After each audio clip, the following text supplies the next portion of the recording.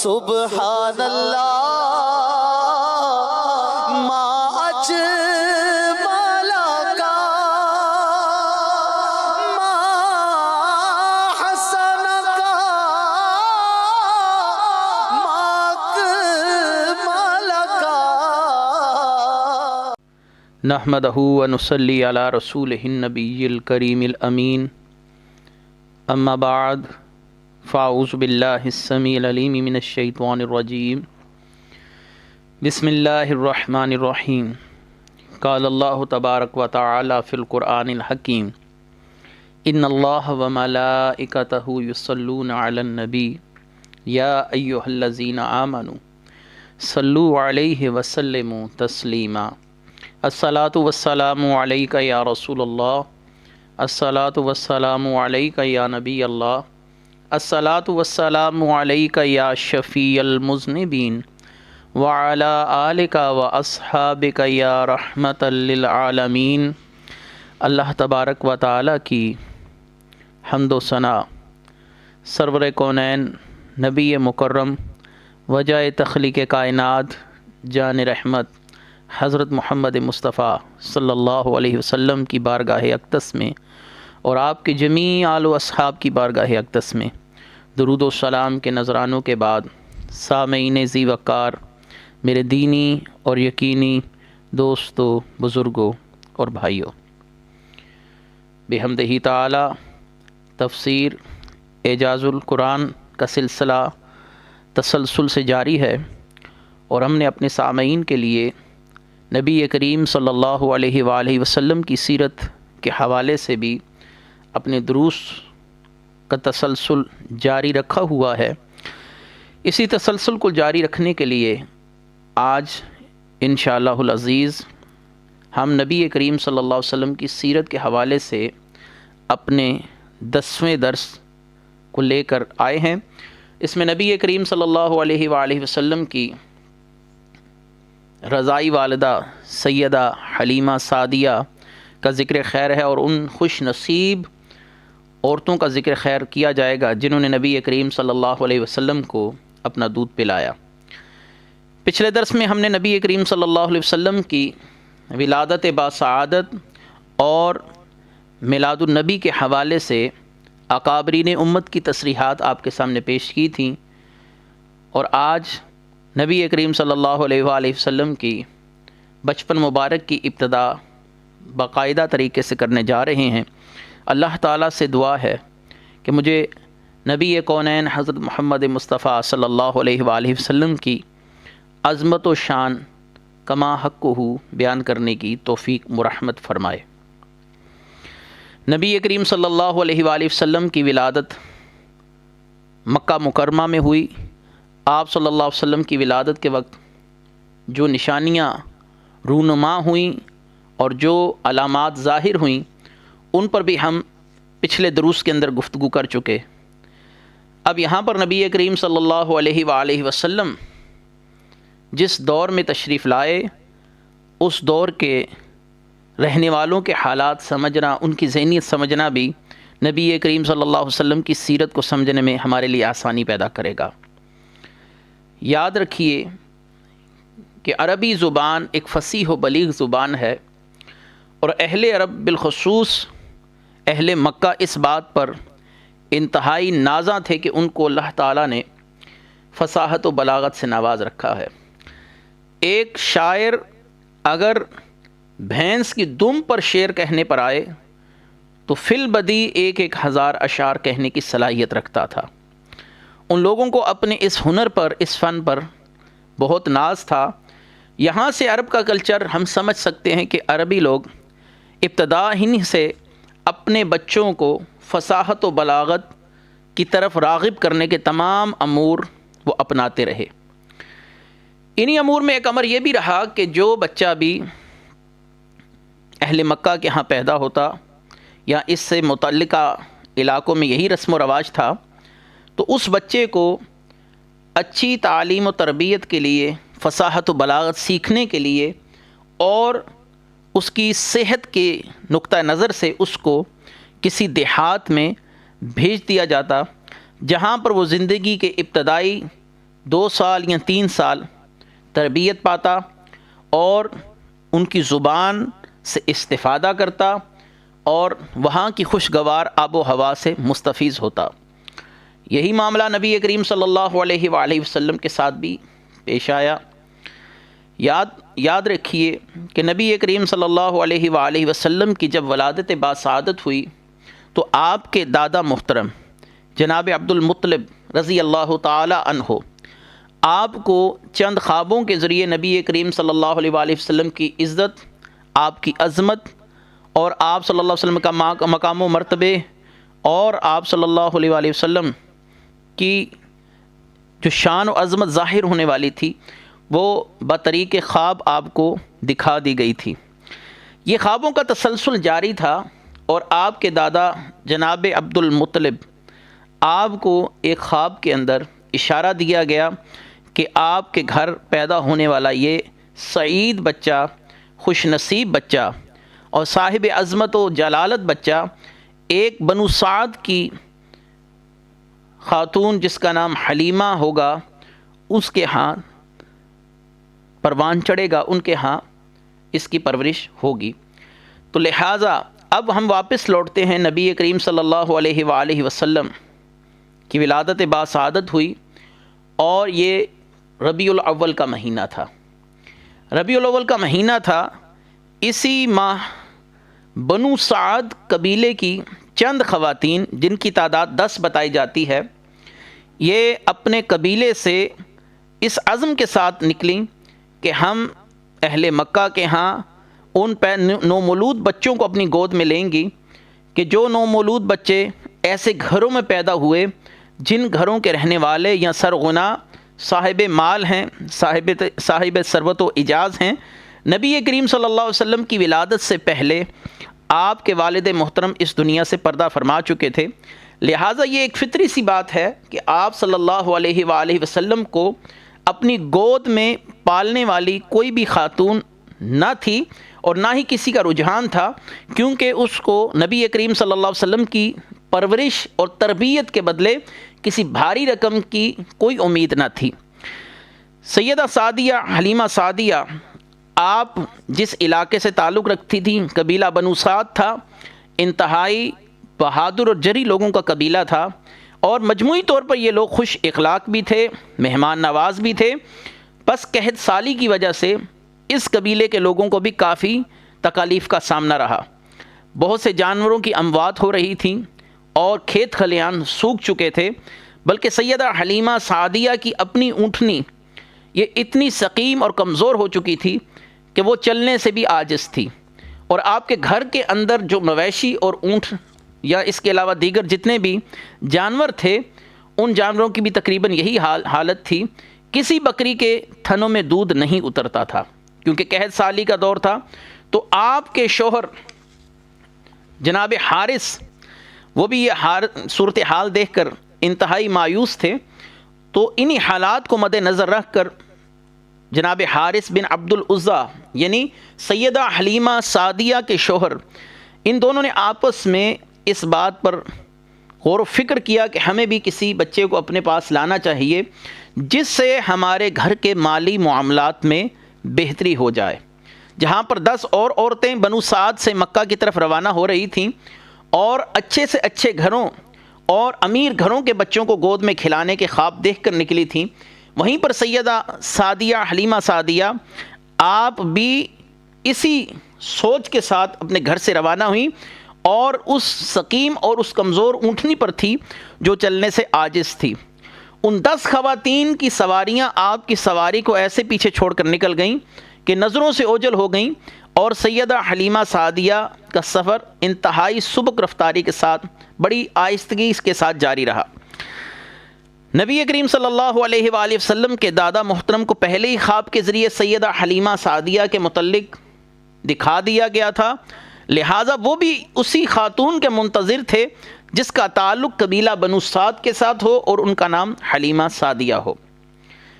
یہ 10 خواتین جو پہلے بنو سعد سے تعلق رکھتی تھیں مکہ پہنچیں، اور انہوں نے مکے میں پہنچ کر کسی ایک خاتون نے بھی نبی کریم صلی اللہ علیہ وآلہ وسلم کو اپنے زیر کفالت رکھنے کا معاملہ نہ کیا، اس کی بڑی وجہ نبی کریم صلی اللہ علیہ وسلم کا یتیم ہونا تھا، اور اس کے عوض ان کو یہ امید تھی کہ ہمیں کوئی زیادہ بھاری رقم نہیں دی جائے گی۔ ہاں، جن بچوں کے باپ ہیں یا جن بچوں کا خاندان مالی لحاظ سے بہت مضبوط ہے، ان بچوں کو گود میں لینا ان کی پہلی ترجیح تھی۔ لہٰذا ان 10 خواتین نے اہل مکہ میں پھر کر ان 10 بچوں کا انتخاب کیا جو انتہائی امیر گھروں سے تعلق رکھتے تھے۔ اس کے برعکس نبی کریم صلی اللہ علیہ وآلہ وسلم کا انتخاب ان 10 عورتوں کے حصے میں نہ آیا۔ سیدہ حلیمہ سعدیہ آپ جب مکہ پہنچیں اور آپ کے علم میں آیا کہ ایک اور بچہ جو جناب عبد المطلب کے گھر پیدا ہوا ہے، یعنی ان کا پوتا ہے، ان کے والد اس دنیا سے پردہ فرما چکے ہیں، اب بس وہی بچہ پیچھے رہ گیا ہے، تو آپ نے اپنے شوہر جناب حارث بن عبد العزیٰ سے مشورہ کرنے کے بعد جناب عبد المطلب کے ہاں پہنچی اور ان کے بارگاہ میں عرض کی کہ میں اس بچے کو اپنے گود میں لینا چاہتی ہوں اور ان کو لے کر میں ان کی تربیت اور کفالت کرنا چاہتی ہوں۔ جناب عبد المطلب جو پہلے اس خواب کو دیکھ چکے تھے، انہوں نے جب سیدہ حلیمہ سے آپ کا نام دریافت کیا اور آپ نے اپنا نام حلیمہ سعدیہ بتایا اور قبیلہ بنو سعد بتایا، تو جناب عبد المطلب کے چہرے پر مسکراہٹ آ گئی، گویا یہ تو وہی ہیں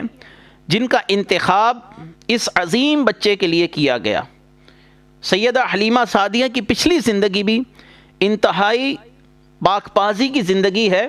دوسری عرب عورتوں کی طرح آپ کی کردار پر کوئی شخص بھی عیب نہیں اٹھا سکتا یا آپ کی ذات مبارکہ پر کیچڑ نہیں اچھالا جا سکتا۔ اللہ تعالیٰ نے اپنے محبوب کے لیے انتہائی نیک، پاک باز اور شریف خاتون کا انتخاب فرمایا۔ جناب حلیمہ سعدیہ جب نبی کریم صلی اللہ علیہ وآلہ وسلم کو لینے کے لیے آپ کے کاشانہ اقدس میں پہنچیں تو آپ کا بیان ہے کہ جب میں نبی کریم صلی اللہ علیہ وسلم کے گھر کے دروازے پر پہنچی تو مجھے عجیب قسم کی خوشبو نے اپنے اندر جکڑ لیا، مسحور کن خوشبو تھی جس کے اندر میں جکڑی گئی، اور اندر سے خوشبوؤں کے جھونکے یہ طبیعت کو معطر کر رہے تھے۔ تو پہلی بار جب میں دروازے پر پہنچی تو میرے دل میں اس خوشبو کی وجہ سے اس بچے کے لیے ایک فطری طور پر جذبہ پیدا ہوا۔ یقیناً یہ کوئی عام بچہ نہیں ہے اور یہ جو آثار ہیں کسی عام بچے کے آثار نہیں ہیں۔ فرماتی ہے خوشبو سے مسحور بے خود ہو گئی، دل کو سنبھالا اور آگے بڑھی۔ نبی کریم صلی اللہ علیہ وسلم کا دیدار ہے، پہلی بار دیکھنے جا رہی ہیں۔ یہ بہت ہی خوبصورت منظر تھا، بہت ہی حسین منظر تھا۔ فرماتی ہیں کہ جب میں قریب گئی تو میں نے سبز ریشمی بستر پر سفید شفاف روئی کا لباس پہنے ہوئے نبیوں کے تاجدار حضرت محمد مصطفیٰ صلی اللہ علیہ وسلم کو سویا ہوا پایا، اور آپ کے جسم اقدس سے خوشبوؤں کے حلے اٹھ رہے تھے۔ ام ایمن یہ نبی کریم صلی اللہ علیہ وسلم کی دوسری رضائی والدہ ہیں، ان کا تذکرہ بھی ابھی کیا جائے گا۔ وہ مجھے آپ صلی اللہ علیہ وآلہ وسلم کے پاس لے کر گئی تھیں، وہیں آپ صلی اللہ علیہ وسلم کی خدمت پر مامور تھیں۔ سیدہ حلیمہ فرماتی ہیں میں حیران و بے خود تھی، عقیدت نے پاؤں جکڑ لیے، محبت نور بن کر دل میں اتر گئی۔ میں نے نبی کریم صلی اللہ علیہ وسلم جیسا حسین بچہ زندگی میں نہ دیکھا تھا، میرے ہوش و حواس کھو گئے، اتنا حسن و جمال، چہرے پر رعب و جلال آج تک میں نے کسی بچے کے نہیں دیکھا تھا۔ آخر ہمت کی اور تھوڑا سا آگے بڑھی، محبت نے جوش مارا، اس خیال سے کہ آپ صلی اللہ علیہ وسلم جاگ نہ جائیں، آہستہ سے میں نے آپ کے سینے پر ہاتھ رکھا تو آپ سوئے ہوئے تھے،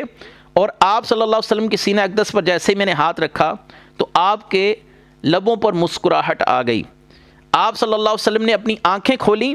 اور میں نے دیکھا کہ آپ کی آنکھوں سے ایک روشنی نکلی جو سیدھی آسمانوں کی طرف بلند ہو گئی۔ اب میں مزید صبر کی تاب نہ رکھتی تھی، لہٰذا میں نے نبی کریم صلی اللہ علیہ وسلم کو اٹھا کر اپنے سینے کے ساتھ لگایا۔ جیسے ہی رسول اللہ صلی اللہ علیہ وسلم کو میں نے اپنے سینے کے ساتھ لگایا تو اللہ تبارک و تعالیٰ کا فضل و کرم دیکھیے کہ میرا سینہ دودھ کے ساتھ بھر گیا، اور وہی چھاتی جو میں سوکھے ہوئے دودھ کے ساتھ اس جگہ بچے کو تلاش کر رہی تھی، قید سالی کا اثر ظاہر تھا، لیکن نبی کریم صلی اللہ علیہ وسلم کا وجود مسعود جب میرے سینے کے ساتھ مس ہوا، اللہ تعالیٰ نے اس کی برکتیں ظاہر کر دیں، اور یوں محسوس ہوا جیسے میرے سینے میں ایک طوفان امڈ آیا ہو اور نبی کریم صلی اللہ علیہ وسلم کی برکتیں میں نے محسوس کرنا شروع کر دی. اور جو قحط زدہ بھوکی غریب عورت نبی کریم صلی اللہ علیہ وسلم کو لینے کے لیے آئی، وہ فرماتی ہے نہ مجھے بھوک کا احساس رہا، نہ جسم کے اندر کسی طرح کی کمزوری کا احساس رہا، اور اللہ تعالیٰ نے میری چھاتیوں میں دودھ اتار دیا. میں نے آپ صلی اللہ علیہ وسلم کو محبت اور فرد کے ساتھ اپنا دودھ پلانا شروع کیا. میری حیرت کی انتہا نہ رہی کہ دودھ تھا کہ وہ رکنے کا نام نہ لیتا تھا. نہال ہو گئیں، قدرت کا سراپا شکر ادا کرتی ہوئی، آنکھوں میں مسرت کے آنسو لیے ہوئے اپنے شوہر جناب حارث کی طرف لوٹنا چاہا تو جناب سیدہ آمنہ نے فرمایا، اے حلیمہ میرے اس بچے کا خیال رکھیے گا، یہ کوئی عام بچہ نہیں ہے. جب ان کی ولادت ہوئی تو میں نے ایک نور چمکتے ہوئے دیکھا جس سے میں نے بصرہ کے اندر چلتے ہوئے اونٹوں کی گردنیں دیکھی ہیں. اللہ تعالیٰ نے اس بچے کو بڑا صاحب عظمت بنایا ہے اور وہ آسمانوں کا رب بڑا کریم رب ہے. حلیمہ سعدیہ فرماتی ہیں، اے میری سردار، یعنی سیدہ آمنہ سے خطاب کر کے کہتی ہیں، اے میری سردار، انشاءاللہ میں اس کے حق پورے کرنے میں کسی قسم کی کمی نہیں کروں گی. اس پر سیدہ حلیمہ نے آپ کو اطمینان کے ساتھ تسلی دی اور آپ نبی کریم صلی اللہ علیہ وآلہ وسلم کو لے کر چل پڑی. یہاں پر ایک خوبصورت بات جو ذہن میں آتی ہے کہ جب سیدہ آسیہ نے حضرت موسیٰ علیہ السلام کو پہلی بار دیکھا تھا تو اللہ تعالیٰ نے ان کے دل میں حضرت موسیٰ علیہ السلام کی محبت کو ایسے گھر کر دیا کہ سیدہ آسیہ اس بات پر آمادہ ہی نہ ہوئی کہ وہ فرعون کو سیدنا موسیٰ علیہ السلام تک پہنچنے دے. ہر وقت حضرت موسیٰ علیہ السلام کے آگے کھڑی رہیں. معلوم ہوا کہ نبی کے چہرے کو اللہ تعالیٰ وہ حسن، وہ جمال اور وہ تمکنت عطا فرماتا ہے کہ جو دیکھتا ہے وہ انہی کا ہو کے رہ جاتا ہے. ہاں ایک بات یہاں پر اور بھی ذہن نشی رہے کہ جن دلوں میں کجی ہو، جن دلوں کے اندر مرض ہو، اللہ تبارک و تعالیٰ کی فیض و برکات سے وہ لوگ فائدہ نہیں اٹھایا کرتے. ظاہری سی بات ہے، بارش سے زرخیز زمین ہی فائدہ اٹھاتی ہے، بنجر زمین بارش سے قطعاً فائدہ نہیں لیتی. تو اس میں قصور بارش کا نہیں ہوتا، یہ زمین کی اپنی فطرت پر منحصر ہوتا ہے کہ وہ زمین کا مزاج کیسا ہے، زمین خود کیسی ہے. تو حضرت آمنہ مطمئن ہو گئی. حضرت حلیمہ رضی اللہ تعالی عنہا وہ آپ کو لے کر اپنے شوہر کی طرف لوٹیں. حارث بن عبدالعزیٰ سے مشورہ کیا، یہ بچہ بہت برکتوں والا ہے لیکن ان کے والد نہیں ہیں، اس لیے کسی بڑی رقم کی توقع نہ رکھی جائے کہ جب ہم ان کو پالیں گے، ان کی کفالت کریں گے، اس کے بدلے ہمیں کوئی بہت بڑی رقم یا اس کے عوض کوئی بہت زیادہ ذخیرہ دیا جائے گا رقم کا یا سونا چاندی دیا جائے گا، یہ بات ممکن نہیں. تو آپ اس کے متعلق کیا کہتے ہیں؟ حارث بن عبدالعزیٰ نے سیدہ حلیمہ سعدیہ سے کہا کہ میں یہ سمجھتا ہوں کہ ہمیں اس بچے کو اپنے گھر لے جانا چاہیے. یہ بچہ نیک بخت لگتا ہے، خوش بخت لگتا ہے،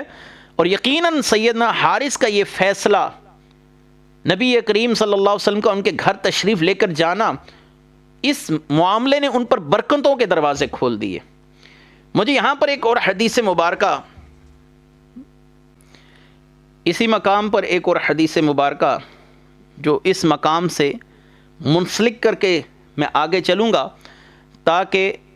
ہمارے اس مضمون کو مزید معید کر دے. حضرت عبداللہ بن مسعود رضی اللہ تعالیٰ عنہ فرماتے ہیں کہ تمام لوگوں سے زیادہ فہم و فراست والے 3 لوگ تھے، 3 اشخاص تھے. ایک موسیٰ علیہ السلام کی بیوی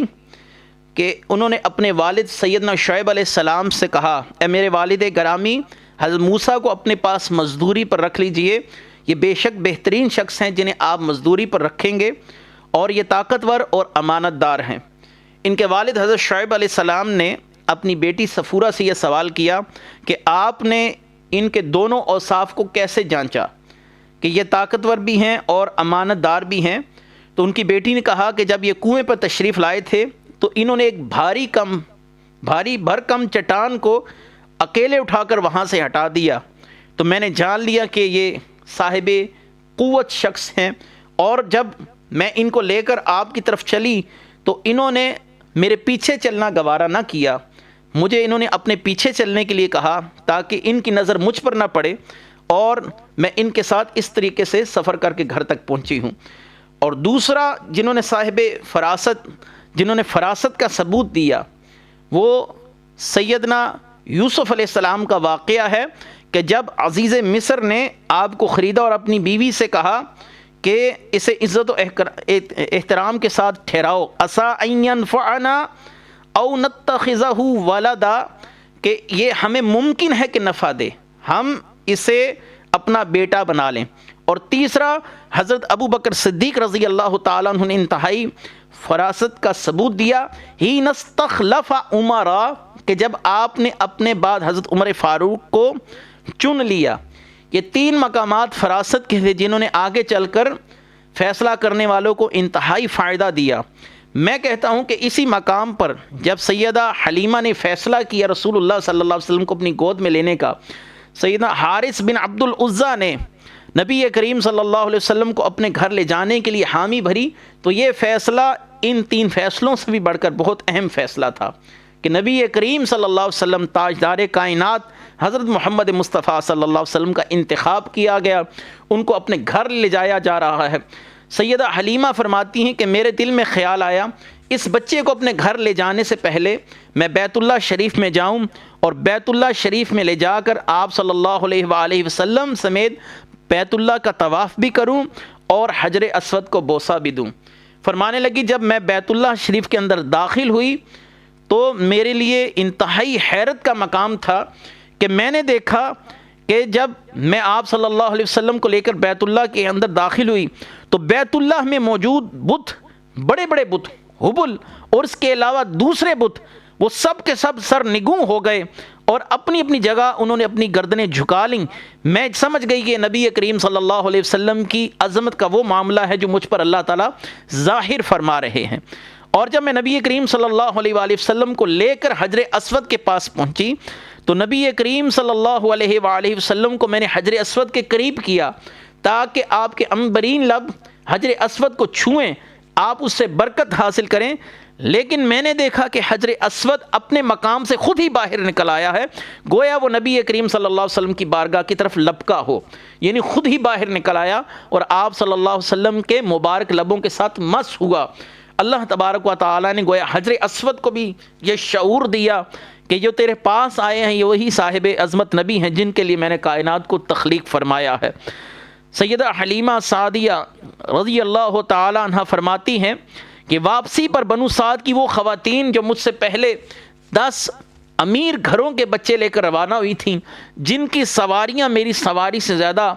قوت والی تھیں اور ان کی سواریاں زیادہ تیز بھاگنے والی تھیں، جب میں نبی کریم صلی اللہ علیہ وآلہ وسلم کو لے کر اونٹنی پر بیٹھی تو میری اونٹنی غیر معمولی رفتار کے ساتھ بھاگی، اس کا جسم جو انتہائی کمزور تھا نبی کریم صلی اللہ علیہ وآلہ وسلم کے بیٹھتے ساتھ ہی اس کے جسم میں قوت آ گئی، اس کا جسم ایک اور حیت میں تبدیل ہو گیا، جیسا کوئی بہت کھانے پینے والا اونٹ جیسے ہوتا ہے، اس کی کمزوری اللہ تعالیٰ نے رفع کر دی اور وہ میری اونٹنی اتنی تیز بھاگی۔ اور یاد رکھی یہاں پر ایک اور بھی بات مورخین نے نقل کی ہے کہ جب نبی کریم صلی اللہ علیہ وآلہ وسلم کو لے کر سیدہ حلیمہ سعدیہ نے اونٹنی کا انتخاب کی اونٹنی پر بیٹھنے لگی تو اونٹنی نے نبی کریم صلی اللہ علیہ وآلہ وسلم کی عظمت اور جلالت کی وجہ سے بیت اللہ شریف کی طرف منہ کر اللہ کی بارگاہ میں 3 بار سجدہ کیا، 3 بار سجدہ کیا۔ یہ بھی رسول اللہ صلی اللہ علیہ وسلم کی عظمت کی بہت بڑی دلیل ہے۔ جب آپ اوپر تشریف فرما ہوئی تو اونٹنی گویا ہوا کے دوش پر اڑ رہی تھی اور ان 10 خواتین کی سواریوں کو پیچھے جا کر چھوڑ چکی تھی، اور سیدہ حلیمہ سعدیہ کی اونٹنی کو جب انہوں نے دیکھا تو سوال کرنے لگی، اے حلیمہ کیا یہ وہی کمزور اونٹنی ہے جو چلنے سے بھی عاجز تھی؟ اب اس کو کیا ہوا یا یہ کوئی دوسری اونٹنی ہے؟ سیدہ حلیمہ سعدیہ فرمانے لگی، یہ میں نے اونٹنی نہیں بدلی ہے، میں آگے اکیلی سوار تھی لیکن اب سوار تبدیل ہو گیا، میرے ساتھ وہ بچہ ہے جس کو تم چھوڑ آئی تھی، یہ اللہ تعالیٰ نے اسی کی برکت ظاہر فرمائی ہے اور اونٹنی ہوا کے دوش پر اڑتی ہوئی جا رہی ہے۔ حضرت سیدہ حلیمہ فرماتی ہیں کہ میں نے ان خواتین کو دیکھا اور ان کے چہرے سے مجھے اندازہ ہو گیا کہ وہ مجھ سے حسد محسوس کر رہی ہیں، ان کو اپنی اس غلطی کا احساس ہو گیا کاش کہ ہم اس بچے کو یتیم سمجھ کر نہ چھوڑتی، ہم اس کو ساتھ لے آتی، وہ برکتیں جو اب حلیمہ سعدیہ کا رخ کیے ہوئے ہیں وہ ہماری طرف آ جاتی۔ سیدہ حلیمہ سعدیہ نبی کریم صلی اللہ علیہ وآلہ وسلم کو لے کر سفر جاری رکھے ہوئے ہیں، اور اس سفر کے دوران آپ نے بہت سے عجیب و غریب معاملات دیکھے جو واضح اس طرف اشارہ دے رہے تھے کہ نبی کریم صلی اللہ علیہ وآلہ وسلم عام بچوں جیسے بچے نہیں ہیں، آپ صاحب عظمت ہیں، صاحب رفعت ہیں، اللہ تعالیٰ نے آپ کو غیر معمولی شخصیت کا حامل بنایا۔ اور جب سیدہ حلیمہ واپس پہنچی تو آپ کی اونٹنی کے تھن دودھ سے بھرے ہوئے تھے، اور حارث اس اونٹنی کے تھنوں میں سے دودھ نکال رہے تھے۔ وہ اونٹنی جو بمشکل تھوڑا سا دودھ دیتی تھی، اب گھر کے سارے برتن اس اونٹنی کے دودھ سے بھرے جا رہے تھے، لیکن دودھ تھا کہ رکنے کا نام نہیں لیتا تھا۔ یہ بھی رسول اللہ صلی اللہ علیہ وآلہ وسلم کی برکت تھی۔ اور آپ کے شوہر جناب حارث سیدہ حلیمہ کے پاس آئے اور کہنے لگے، اے حلیمہ بخدا تو نے بڑی برکت والی روح حاصل کر لی ہے۔ یہ سب برکتیں اسی نومولود بچے حضرت محمد مصطفیٰ صلی اللہ علیہ وآلہ وسلم کی ہیں۔ سیدہ حلیمہ کہنے لگی کہ ان کی والدہ نے مجھ سے پہلے ہی یہ بات کہی تھی کہ یہ میرا بچہ بہت بڑی شان کا مالک ہوگا، اور جب ان کی ولادت ہوئی تھی تو میں نے ایسے خوارق و انوار دیکھے تھے جو بڑے بڑے معاملات بڑے ہی کسی صاحب عزت شخص کی ولادت کے وقت ظاہر ہونے چاہیے تھے۔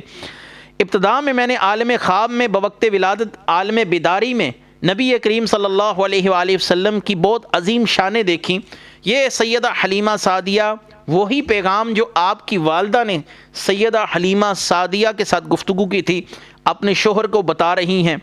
فرماتی ہیں کہ ہمارے گھر نبی کریم صلی اللہ علیہ وآلہ وسلم کی برکتیں ظاہر ہونا شروع ہوئیں، ہمارے گھر سے خوشبو اٹھتی تھی جو پورے علاقے کو معطر کر دیتی تھی، اور جو بھی نبی کریم صلی اللہ علیہ وسلم کو ایک بار دیکھتا تھا اس کے دل میں نبی کریم صلی اللہ علیہ وآلہ وسلم کی محبت پیدا ہو جاتی تھی۔ برکتیں یہیں تک نہ رکیں، نبی کریم صلی اللہ علیہ وآلہ وسلم کا دست مبارک جب کسی بیمار کو مس کیا جاتا تو وہ بیمار فوراً صحت یاب ہو جاتا۔ علامہ زینی دہلان مکی مفتی مکہ اپنی کتاب السیرۃ النبویہ کے اندر لکھتے ہیں کہ لوگوں کے دلوں میں آپ صلی اللہ علیہ وسلم کا پیار، آپ کی برکت کا اعتقاد ڈال دیا گیا، یہاں تک کہ جب کوئی شخص بدنی تکلیف میں مبتلا ہوتا تو آپ صلی اللہ علیہ وسلم کا ہاتھ مبارک پکڑ کر اس کے جسم پر پھیرا جاتا یا اس کے ساتھ مس کر دیا جاتا، جس کے بعد وہ شخص صحت یاب ہو جاتا۔ اور اس کے علاوہ نبی کریم صلی اللہ علیہ وآلہ وسلم کا یہ معاملہ بھی لوگوں سے جدا رہا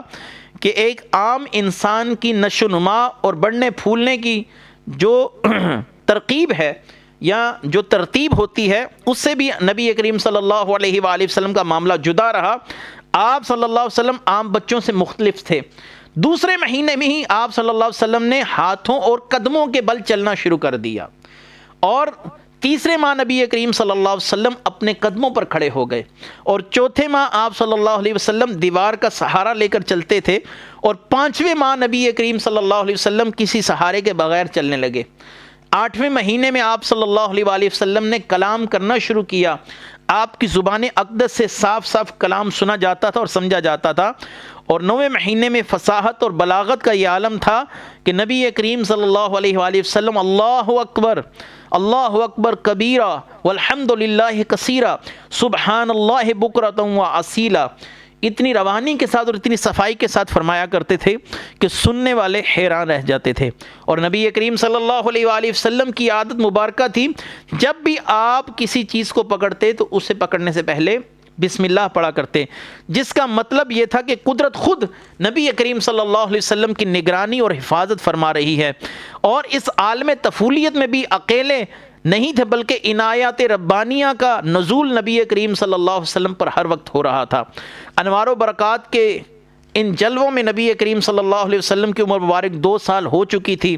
نعمتوں کی بارشیں ہو رہی تھیں، سعادتیں بٹ رہی تھیں، اور سعادتیں آ کر سیدہ حلیمہ کے قدم چوم رہی تھیں، آسائشیں دست بستہ حاضر تھیں۔ سیدہ حلیمہ کو 2 سال گزرتے ہوئے معلوم ہی نہ ہوا کہ وقت کتنی رفتار کے ساتھ گزر گیا۔ اب وہ وقت تھا کہ نبی کریم صلی اللہ علیہ وسلم کو واپس آپ کی والدہ محترمہ کی طرف لوٹا دیا جائے۔ یہ سوچ کر سیدہ حلیمہ سعدیہ کا دل بیٹھا جاتا تھا کہ وہ بچہ جس کی برکت سے مجھے اللہ تعالیٰ نے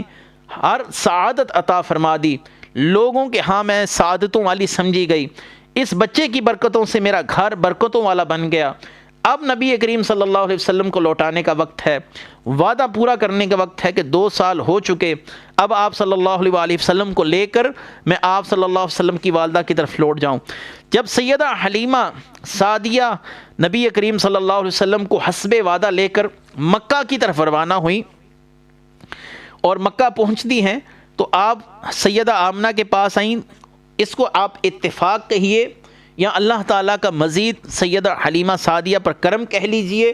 کہ مکے کے اندر کسی بیماری کی وبا پھیلی ہوئی تھی جو بہت تیزی کے ساتھ پھیل رہی تھی اور لوگ اس سے متاثر ہو رہے تھے۔ سیدہ حلیمہ سعدیہ نے سیدہ آمنہ رضی اللہ تعالی عنہا سے عرض کی کہ ان دنوں مکے میں وبا عام ہے اور اس وبا سے نبی کریم صلی اللہ علیہ وآلہ وسلم کو محفوظ رکھنے کا بہترین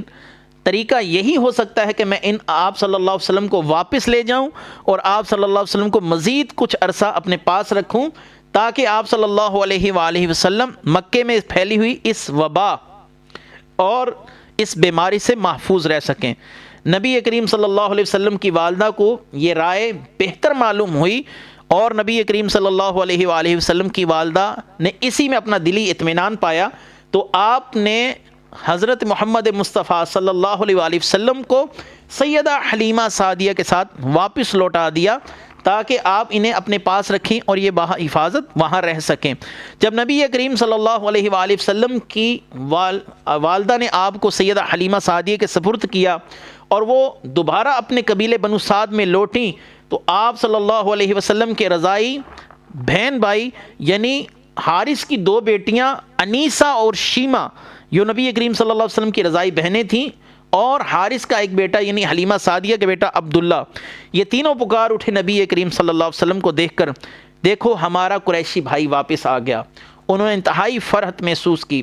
یہاں پر کچھ معاملات پر مزید میں گفتگو کرتا چلوں۔ نبی کریم صلی اللہ علیہ وآلہ وسلم کو جن جن عورتوں نے اپنا دودھ پلایا، اللہ تبارک و تعالی نے ان میں سے کسی خاتون کو بھی غیر مسلم نہیں رہنے دیا۔ آپ صلی اللہ علیہ وآلہ وسلم کی برکت سے تمام کی تمام عورتوں کو اللہ تعالیٰ نے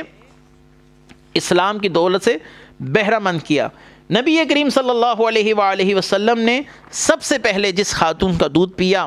ان کا نام سویبہ تھا۔ یہ وہی لونڈی تھیں جنہوں نے ابو لہب کو جا کر خبر دی تھی کہ تمہارے بھائی عبداللہ کے گھر ایک حسین بچہ پیدا ہوا ہے، اور سویبہ کی اس خوشخبری دینے کے باعث ابو لہب نے اپنی انگلی کے ساتھ اشارہ کر کے سویبہ کو آزاد کر دیا تھا۔ یہ وہی سویبہ ہیں جنہوں نے جناب حمزہ رضی اللہ تعالی عنہ اور نبی کریم صلی اللہ علیہ وسلم دونوں کو دودھ پلایا۔ اس طرح حضرت حمزہ رضی اللہ تعالی عنہ نبی کریم صلی اللہ علیہ وسلم کے رشتے میں رضائی بھائی بھی تھے اور آپ صلی اللہ علیہ وسلم کے سگے چچا بھی تھے۔ ایک دفعہ سیدنا علی کرم اللہ وجہ الکریم نے نبی کریم صلی اللہ علیہ وآلہ وسلم کی بارگاہ میں عرض کی، یا رسول اللہ صلی اللہ علیہ وسلم، آپ حضرت حمزہ کی بیٹی بہت وفا شعار سلیقہ مند ہے، آپ ان سے نکاح کیوں نہیں کر لیتے؟ تو آپ صلی اللہ علیہ وآلہ وسلم نے فرمایا، اے علی، وہ میرے رضائی بھائی ہیں، میں ان کی بیٹی کے ساتھ نکاح نہیں کر سکتا۔ تو یہ سویبہ جو تھی یہ نبی کریم صلی اللہ علیہ وسلم کی رضائی والدہ تھیں۔ حضرت حمزہ نے اور نبی کریم صلی اللہ علیہ وسلم نے، ان دونوں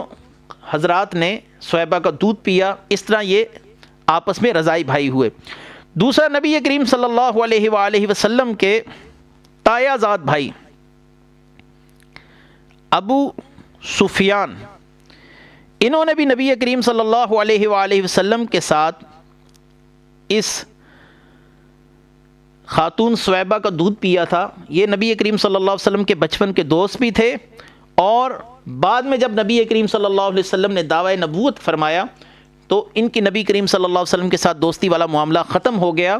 اور نبی کریم صلی اللہ علیہ وآلہ وسلم سے انہوں نے راستہ جدا کر لیا، اور آپ صلی اللہ علیہ وآلہ وسلم نے جب آخر کار مکہ فتح فرمایا تو فتح مکہ کے موقع پر یہ اسلام میں داخل ہوئے۔ اور اس کے بعد دوسری خاتون عاتقہ ہیں، قبیلہ بنو سلیم سے ان کا تعلق ہے، اور مورخین میں امام حلبی اس طرف گئے ہیں سیرت حلبیہ کے اندر، یہ ایک خاتون عاتقہ نہیں ہے، قبیلہ بنو سلیم کی 3 خواتین نے آپ کو دودھ پلایا، اور تینوں کا نام عاتقہ تھا، جو آپ صلی اللہ علیہ وسلم نے فرمایا انا ابن العواتق من سلیم، کہ میں بنو سلیم کی عواتق کا بیٹا ہوں۔ عاتقہ کی جمع عواتق ہے، یعنی میں 3 عورتوں کا بیٹا ہوں بنو سلیم میں سے، جن کا نام عاتقہ تھا، تو اس کی جمع ہوگی عواتق، یعنی 3 عورتیں وہ جو بنو سلیم سے، اور ان کا نام عاتقہ ہے۔ چوتھے نمبر پر خولہ بنت المنذر تھی۔ کچھ اور خواتین کو بھی یہ شرف حاصل ہوا، جن میں ایک قبیلہ بنو سعد سے ہی ہیں، ان کا نام خولہ بنت المنذر ہے، اور ایک خاتون ام ایمن ہے۔ دودھ پلانے کی سعادت سے شرف اندوز ہونے والی خوش بخت خواتین میں جناب ام ایمن کا نام بھی ہے۔ نبی کریم صلی اللہ علیہ وسلم سے بہت محبت فرماتی تھیں، آپ صلی اللہ علیہ وسلم بھی ان کا بہت احترام اور محبت فرماتے تھے، اور اکثر کہا کرتے تھے کہ میری والدہ کے بعد میری دوسری والدہ آپ ہیں۔ اہل علم نے انہی خواتین کو نبی کریم صلی اللہ علیہ وآلہ وسلم کی رضائی ماؤں میں شمار کیا۔ سیدہ حلیمہ سعدیہ کا ذکر میں پہلے کر چکا ہوں، وہ کسی تعارف کی محتاج نہیں۔ آگے نبی کریم صلی اللہ علیہ وآلہ وسلم کی کچھ عرصہ آپ کا جو سینہ مبارک شک کیا گیا، پھر اس کے بعد آپ کو واپس لوٹانے کے لیے سیدہ حلیمہ سعدیہ نے مکے کا رخ کیا، اور سینہ مبارک شک کرنے کی کیا حکمتیں رہی تھیں، آپ صلی اللہ علیہ وسلم کا سینہ مبارک کتنی بار شک کیا گیا، کتنی بار آپ کا سینہ مبارک چاک کیا گیا، اس پر انشاءاللہ العزیز ہم اپنے اگلے درس کے اندر گفتگو کریں گے۔ اللہ تعالی ہمیں آپ صلی اللہ علیہ وسلم کی محبت کا نور نصیب فرمائے۔ وآخر دعوانا ان الحمد للہ رب العالمین۔ سبحان اللہ